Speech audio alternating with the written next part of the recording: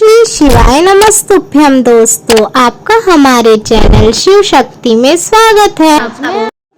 आज मैं आपको पंडित थिनेंद्र शास्त्री द्वारा बताया गया यह उपाय बताने जा रही हूँ।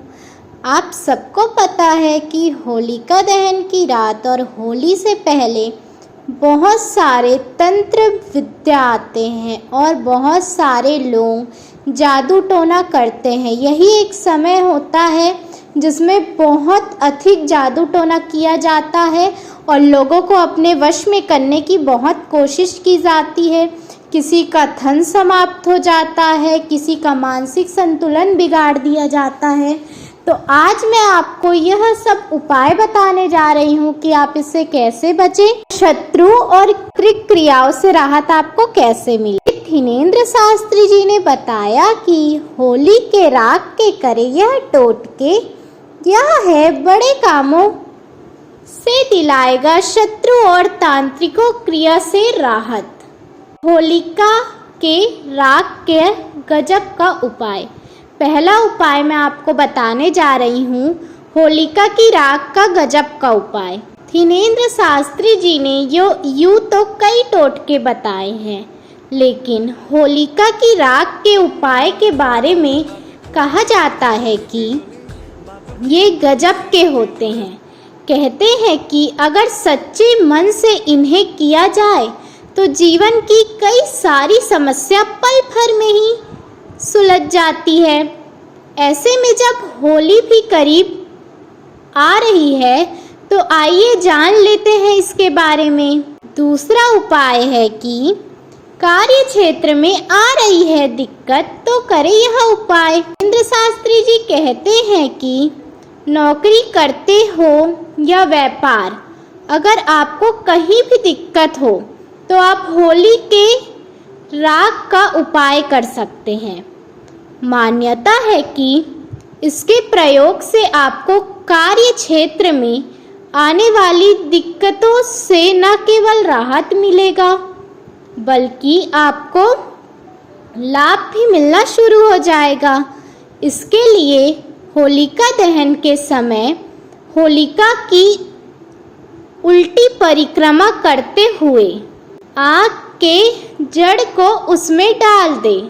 साथ ही प्रार्थना करें कि आपके ये क्षेत्र की सारी दिक्कत दूर हो और आपको लाभ हो। लेकिन ध्यान रखें कि यह उपाय आपको अपनी बेहतरी के लिए करना है, बजाय किसी दूसरे का बुरा सोचे। क्या करना है आपको, अगर आपके व्यापार या फिर नौकरी में दिक्कत आ रही है तो आपको होलिका के राख का यह उपाय करना है। आपको उल्टी परिक्रमा करनी है होलिका दहन की और आँख की जड़ को उसमें डालना है। साथ ही प्रार्थना करना है कि आपकी कार्य क्षेत्र में जो भी दिक्कत आ रही है वो दूर हो जाए और आपको इससे लाभ मिलेगा। लेकिन आपको एक चीज़ का अवश्य ध्यान रखना है कि यह जो उपाय आप कर रहे हैं ये अपनी बेहतरी के लिए कर रहे हैं, तो बिना किसी का बुरा सोचे आपको यह उपाय करना है। तीसरा उपाय है तांत्रिक क्रियाओं से राहत दिलाता है यह उपाय। थिनेंद्र शास्त्री जी कहते हैं कि अगर आपको लगता है कि किसी ने आपके ऊपर कोई तांत्रिक क्रिया कर दी है तो आप होलिका दहन के समय देसी घी में 2 लौंग, 1 बतासा और 1 पान का पत्ता और थोड़ी सी मिश्री को होलिका जलने वाली आग में डाल दें और उसको अगले दिन होलिका की राख को चांदी के ताबीज में भरकर गले में धारण कर लें। ऐसा करने से आपके ऊपर जो भी तांत्रिक क्रिया हुई होगी वह नष्ट हो जाएगी। मान्यता है कि यह ताबीज धारण करने से जातकों को किसी भी तरीके की ऊपरी शक्ति या तांत्रिक क्रियाओं का भय नहीं रहता। थिनेंद्र शास्त्री जी बताते हैं कि अगर आपको लगता है कि आपके ऊपर किसी ने तांत्रिक क्रिया कर दी है तो आप होलिका दहन के समय देसी घी में 2 लौंग डालें, 1 बताशा और 1 पान का पत्ता और थोड़ी सी मिश्री को होली जलने वाली आग में डाल दें और दूसरे दिन जो होलिका का राग बचा है उसको चांदी का ताबिज बनाकर पहन ले, धारण कर ले। तो इससे आपके ऊपर जो भी तंत्र क्रिया होगी और ऊपरी शक्ति होगी वह इस ताबिज को धारण करने से समाप्त हो जाएगी। चौथा उपाय, थिनेंद्र शास्त्री जी बताते हैं कि धन संबंधित हो रही परेशानियां तो करें यह उपाय।